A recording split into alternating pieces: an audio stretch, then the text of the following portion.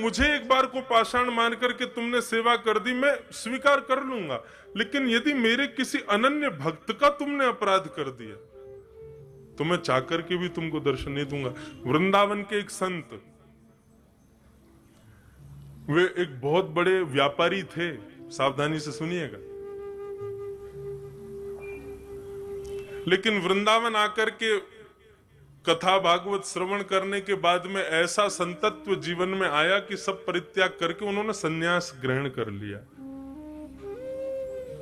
एक महात्मा जी से दीक्षा ले ली। महात्मा ने उनको सुंदर गुरु मंत्र प्रदान किया और कहा कि इस मंत्र की निष्ठा मान करके, इस मंत्र को ही योगेश्वर कृष्ण का स्वरूप मान करके इस पर पूर्ण विश्वास के साथ इसका जप करो।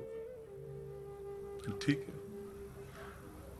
और जैसी गुरु जी की आज्ञा थी, पहले जमुना स्नान, फिर रज को माथे से लगा करके, रज को अपने 12 अंगों में लगा करके फिर मंत्र का स्मरण करना।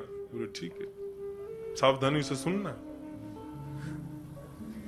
संत गए, पहले तो यमुना में डुबकी लगाई, डुबकी लगा करके ब्रज रज को अपने पूरे तन पर लगा करके और गुरु मंत्र का, गुरु तारक मंत्र का जैसे ही स्मरण करने लगे तो एक बार में ही, एक मंत्र का जाप करते ही, नेत्र बंद करते ही उनको श्री लाडली जी और श्री ठाकुर जी का दर्शन होने लगा।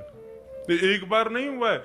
हमारे गुरुदेव, हम जिस परंपरा से हैं, जिस प्रकार पुष्टि मार्ग के मुख्य प्रणेता श्री वल्लभाचार्य जी हैं, ऐसे हमारे श्री संप्रदाय के मुख्य जो आचार्य हैं वे हैं अनंत श्री विभूषित भाष्यकार स्वामी श्री रामानुज भगवान शेषावतार। जब उनको गुरु जी ने अष्टाक्षर मंत्र दिया हमारे श्री वैष्णव संप्रदाय का, तो गुरु मंत्र का पहला जाप करते ही शंख चक्र गदा पद्म धारण करके नारायण प्रकट हो गए और उनको दर्शन दे दिया।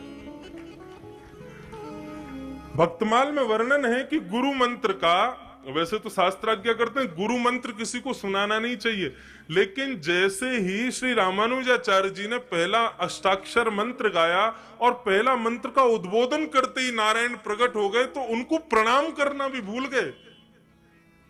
क्या किया? बोले गोपुर है आरूढ़, उच्च स्वर मंत्र उच्चारो।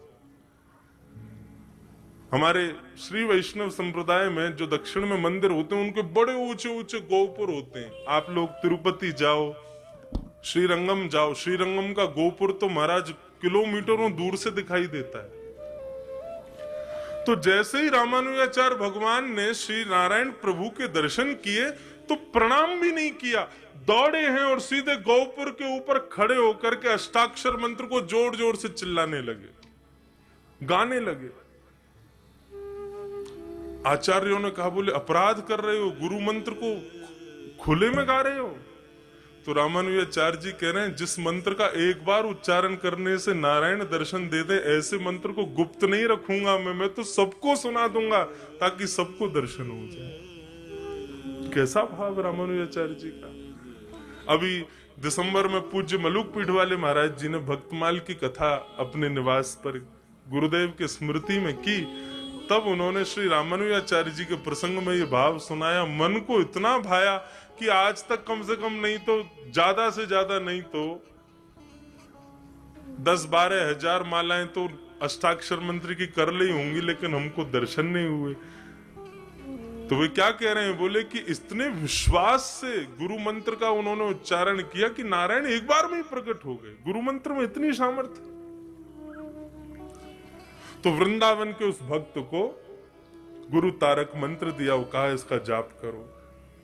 यमुना जी स्नान करके ब्रजरज तन से लपेट करके जैसे ही वे आंख बंद मूंद करके बैठे तो श्री लाडली जी और किशोरी जी और लाल जी दोनों प्रकट हो गए और दोनों दर्शन देने लगे। और केवल दर्शन नहीं, लीला का दर्शन कराते थे उनको, और वो बैठे बैठे वहीं पर लीला का दर्शन करते थे। आज ठाकुर जी मान कर गए हैं, आज ठकुरानी मान कर गई हैं, यहाँ ठाकुर जी ठकुरानी को मना रहे हैं, आज ठाकुर जी को ठकुरानी मना रहे, ऐसा दर्शन उनको होता। एक बार कोई विचित्र लीला ठाकुर जी दिखा रहे थे उसमें ऐसी लीला हुई कि उस संत को बहुत जोर से हंसी आ गई, और जैसे ही उसको हंसी आई इतने में ही सामने से कोई भगवान का भक्त था, लेकिन अपंग था, उसका एक पैर नहीं था, वो वहां से जा रहा था।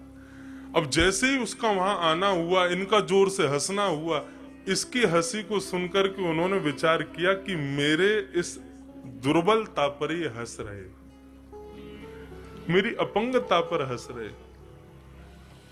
और इस बात का विचार करके वो बड़े दुखी हो गए। जैसे ही उनके हृदय में दुख आया, इनके नेत्रों में ठाकुर ठाकुरानी का जो दर्शन हो रहा था,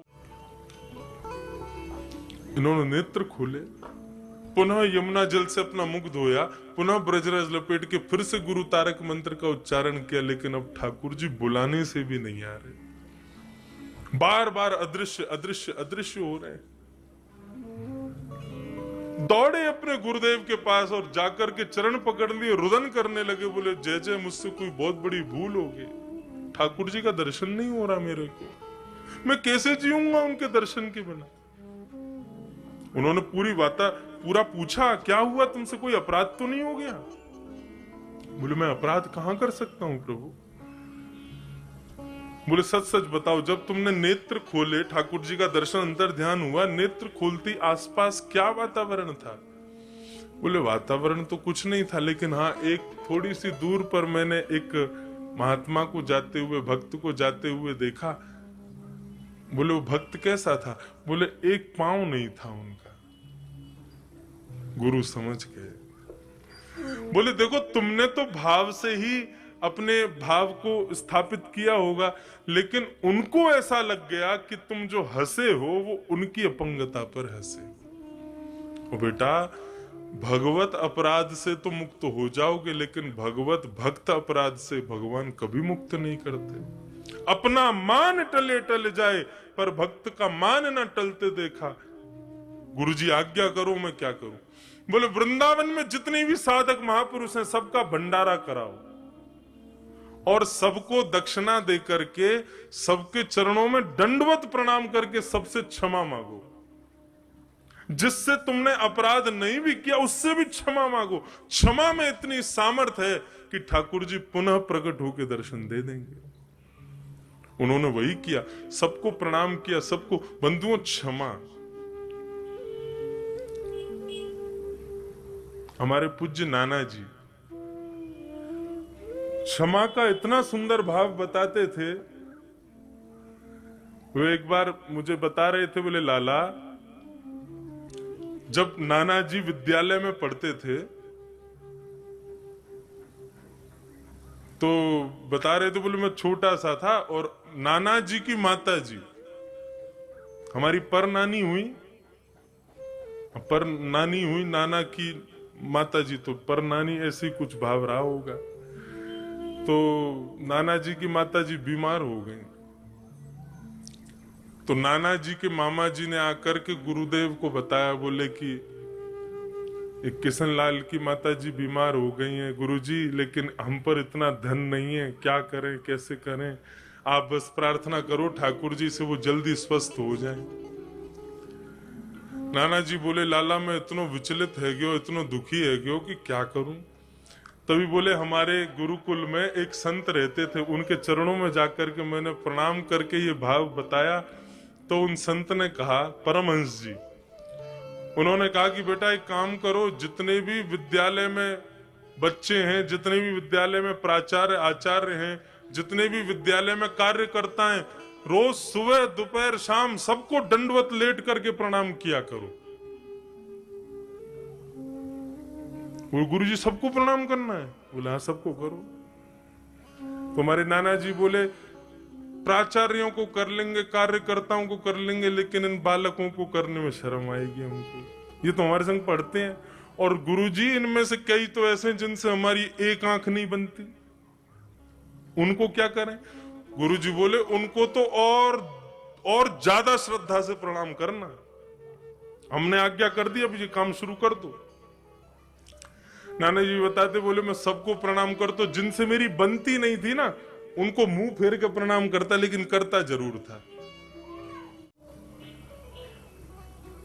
हाँ, कल मेरी गुरुजी से शिकायत कर दी याने या से कैसे बन जाएगी, लेकिन फिर भी बोले मैं उसके पास जाता, पांव छू करके लेट करके प्रणाम करता, और वो मजाक उड़ाता, हाँ ये हुई ना बात, ऐसे ही लेट के प्रणाम किया करो। वो मुझे और चेताते थे, लेकिन एक संत की आज्ञा होगी, मैंने प्रणाम छोड़ा नहीं, सबको प्रणाम करता, लेट लेट के प्रणाम करता।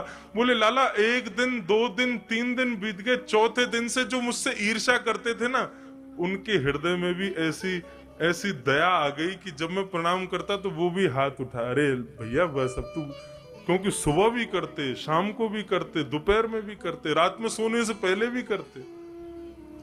बोले पूरा विद्यालय इतने करुणा भाव से मुझको देखने लगा, सब इतने प्रेम से भाव से सब कृपा करने लगे। बोले 4 दिन बाद हमारे मामा लौट के आए और गुरुजी से बोले, गुरुजी आपने बड़ी कृपा की, आपने प्रार्थना की, ठाकुर जी ने सुन ली, किशनलाल की माताजी अब बिल्कुल स्वस्थ हो गई हैं, बिल्कुल ठीक हैं, अब कोई दिक्कत नहीं।